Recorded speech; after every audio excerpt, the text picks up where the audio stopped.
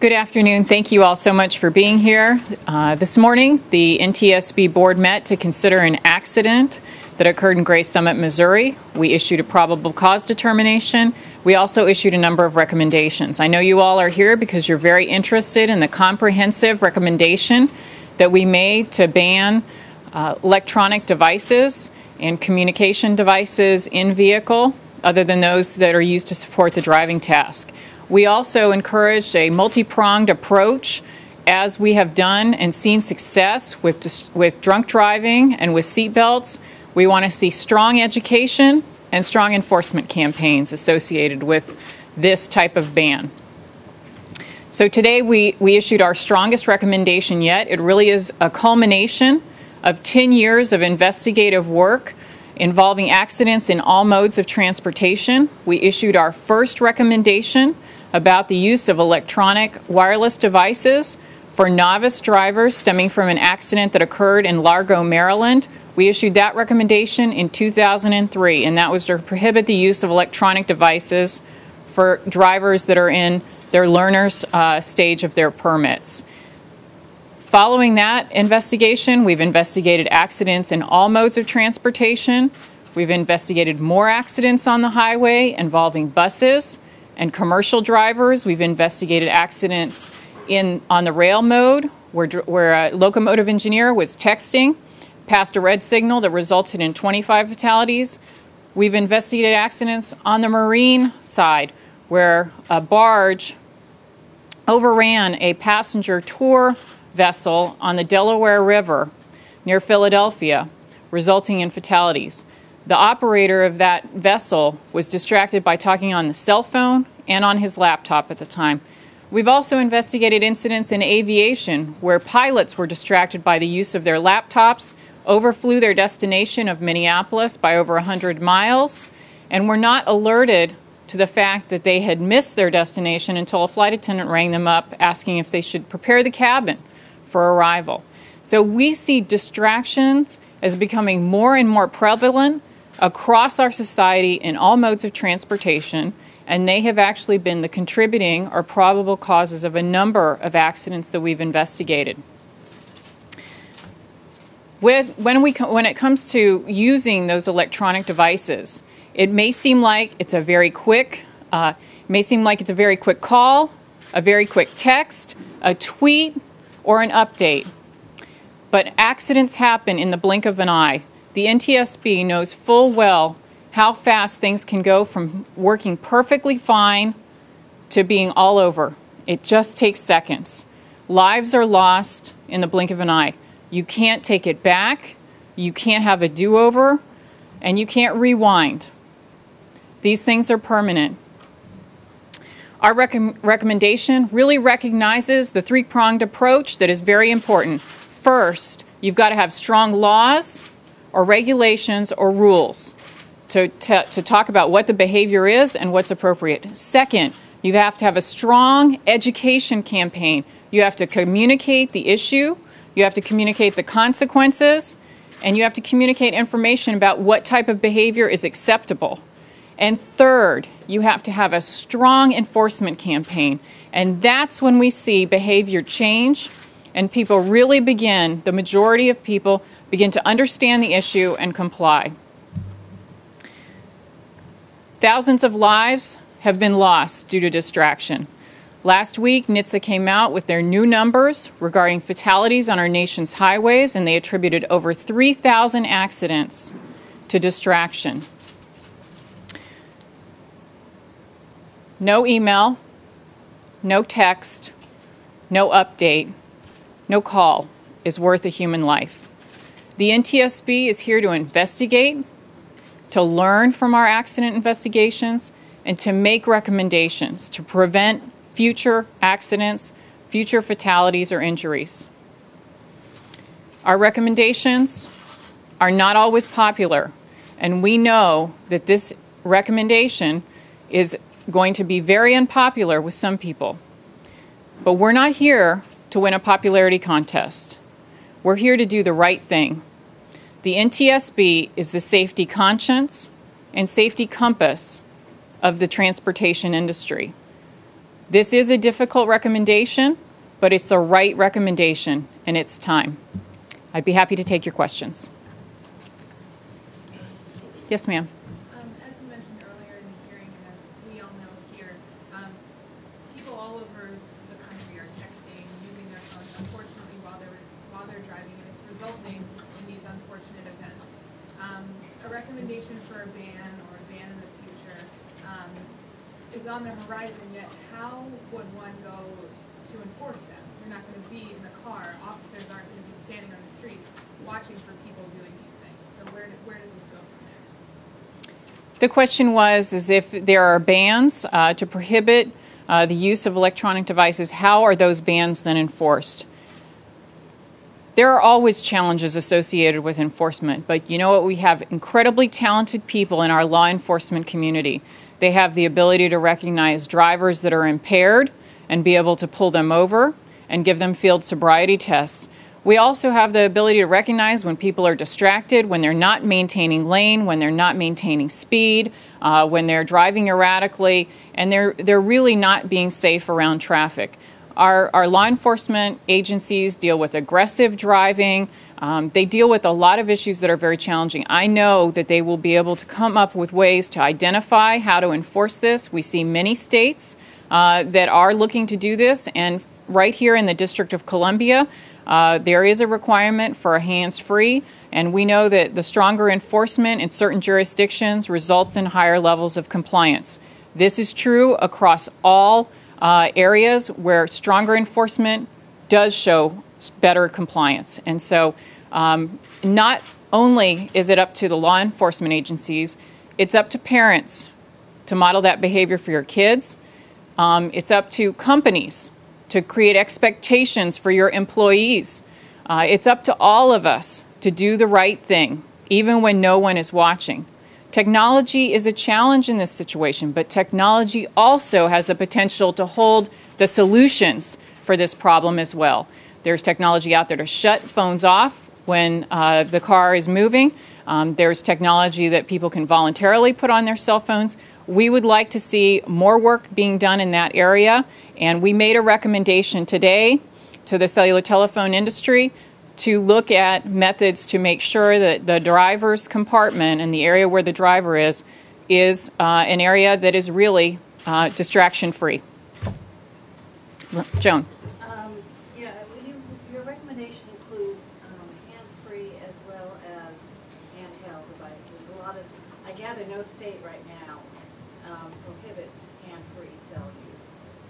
Why did you include hands-free? The question was, why did the NTSB include both handheld and hands-free in this recommendation for a ban? The Safety Board has investigated a lot of accidents, and we know that many times the distraction that is there is not just one that's about manipulation of something or a visual distraction. It's about a cognitive distraction. It's about not being engaged in the task at hand. There's a lot of reasons for distractions. We know human beings have a very difficult time focusing on one task and maintaining vigilance. When you are multitasking, when you are doing many things at the same time that is requiring your attention and requiring your brain to be engaged, what you are doing is really dividing up the attention that you're able to give to any one task. And so you are taking away from the task at hand. We investigated an accident involving a motor coach in Alexandria, Virginia, and issued recommendations in 2006 for commercial drivers. That driver approached a bridge. There was a sign in advance of the bridge talking about the low clearance in the right lane. That driver had driven this route before. He was the second bus in a two-bus caravan. The first bus driver moved over into the left lane. The second bus driver, he told our investigators after the accident, not only did he not see the signs before he approached the bridge, he didn't even see the bridge before he hit it. He peeled off the whole top of the bus. The motor coach was essentially a convertible at the end of that, injuring a number of high school students. That driver was on a hands-free conversation when that accident happened. The distraction was cognitive. The distraction was not about a handheld device. And can we go to the phone? I understand we've got people online. Thank you. As a reminder, if anyone from the phone line has a question, you may press *1. Again, *1 if you do have any questions.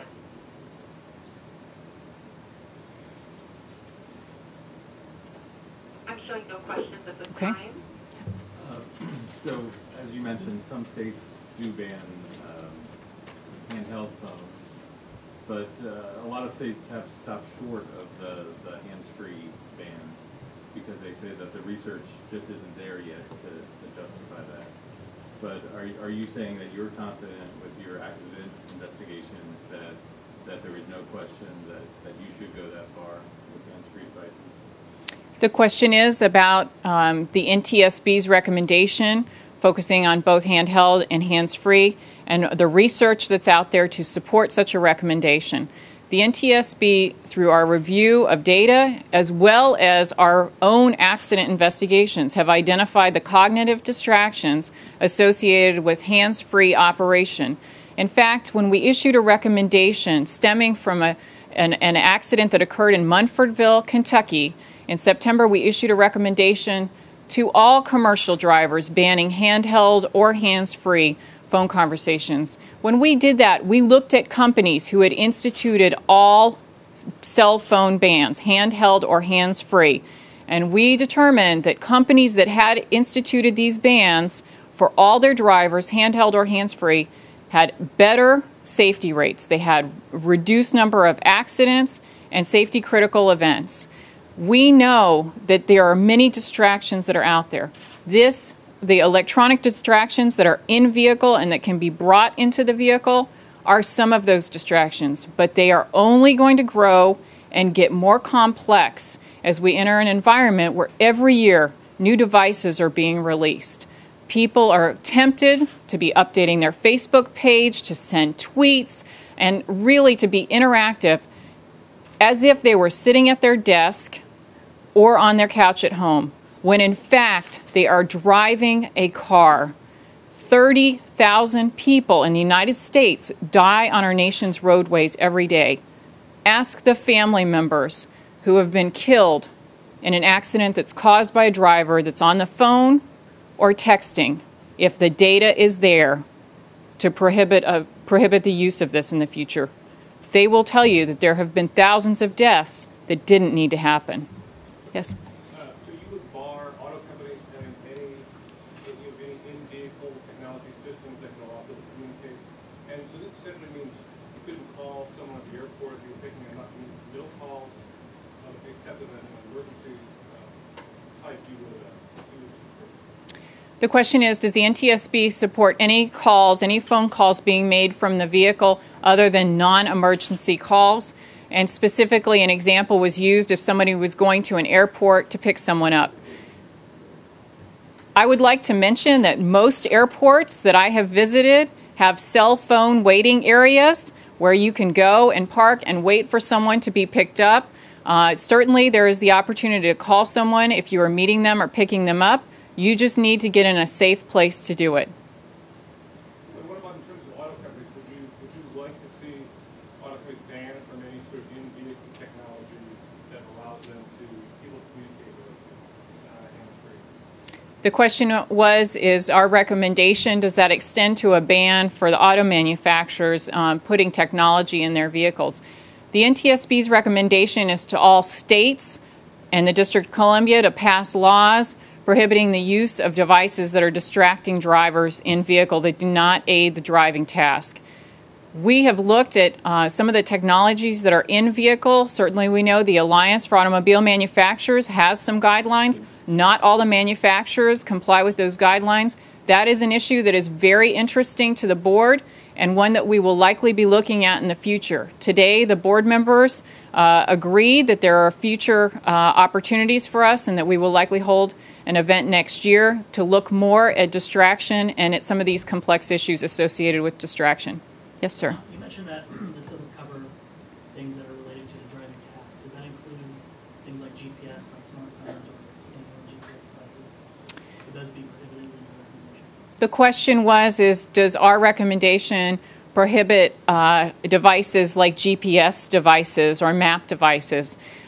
There is a provision in our recommendation that specifically says, except those things that help support the driving task. And I think it's these types of things that we have in mind, things like GPS that can assist drivers to get where they're going.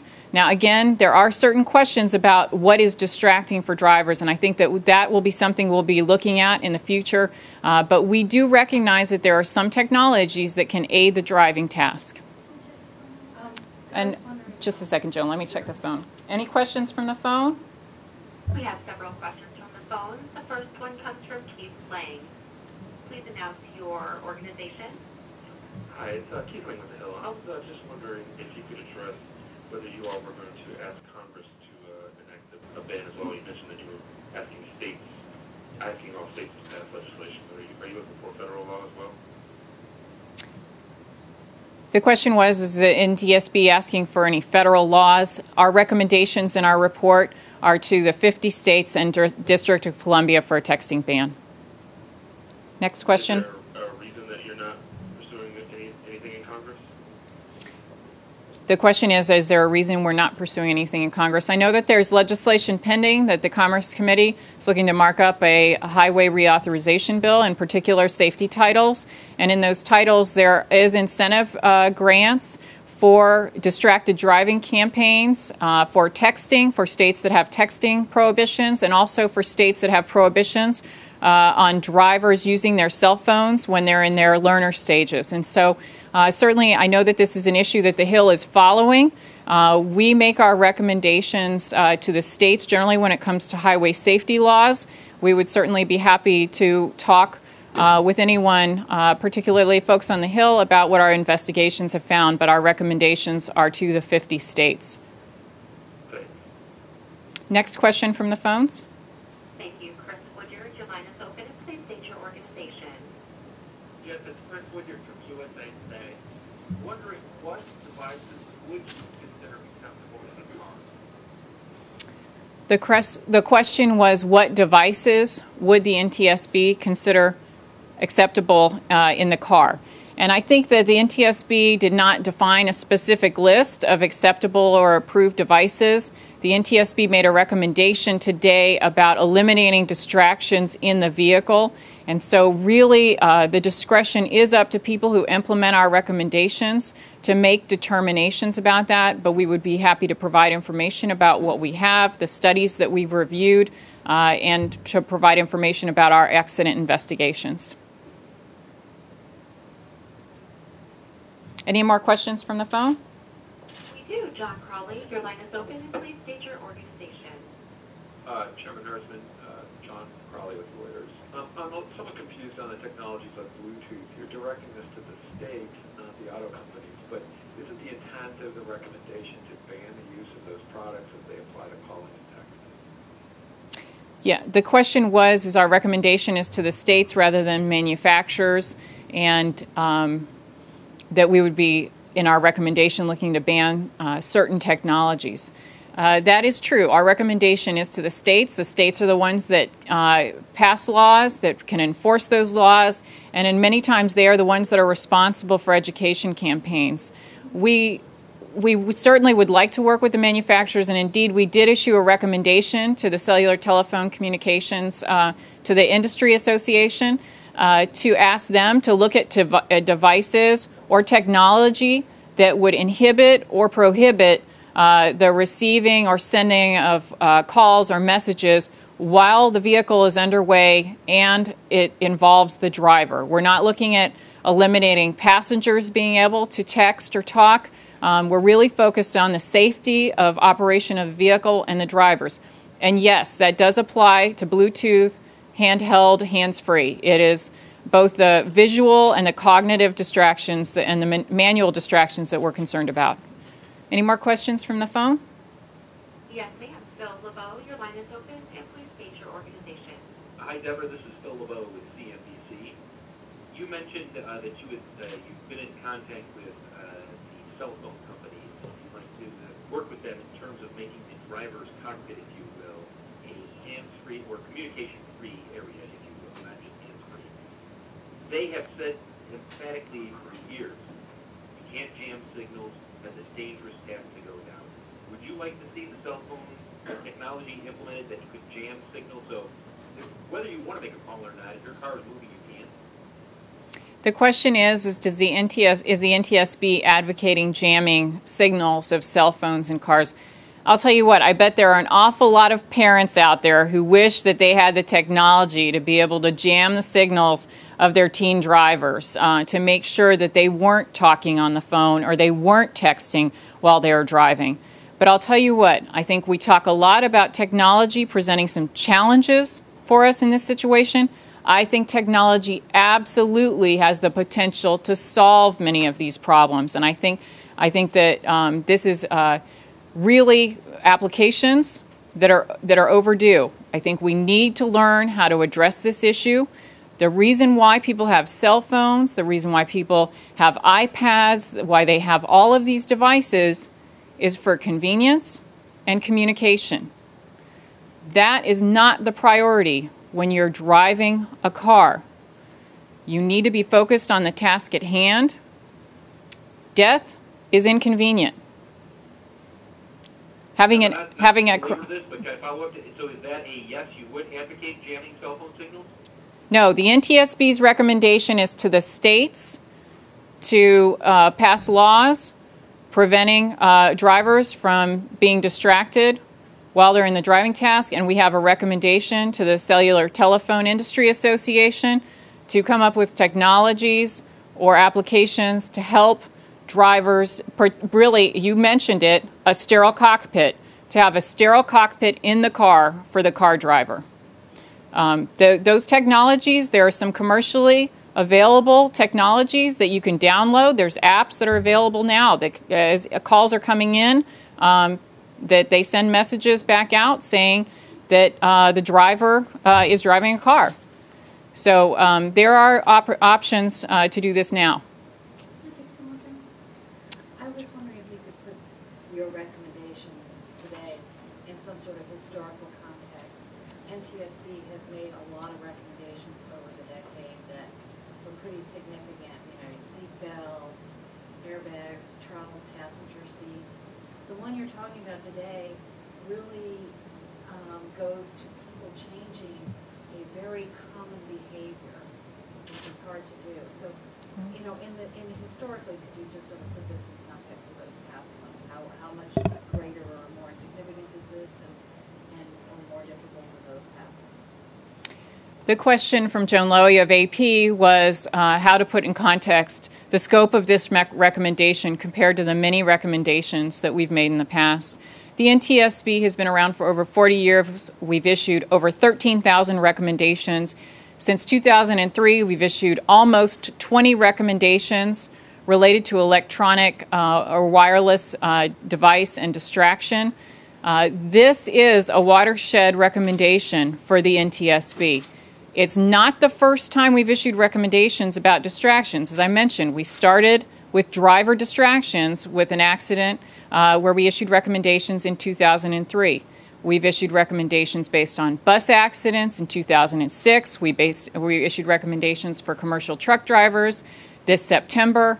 And now we've issued a recommendation regarding all drivers of all vehicles. Because frankly, this is where the fatalities in transportation occur. 95% of our fatalities occur on our nation's roadways. Any accident, any crash that occurs is one too many. And if we can prevent any of those fatalities from occurring, that is why we issue our recommendations. That is why the NTSB exists, to prevent those future accidents. We'll take one more question. Yes, ma'am. Two questions. How would you define an emergency? And then the second question is this the beginning of a much more aggressive, broader approach to cracking down on these distracted drivers? The questions were, how do we define an emergency? And the second question was, is this a broader approach to the NTSB focusing on distraction and distracted driving? The answer to the first question is there are many Good Samaritan laws and there are many state laws that define emergency, and I think this would really just pass the common sense test if something is an emergency. Certainly there are very good uses for cell phones when people are on the roadways.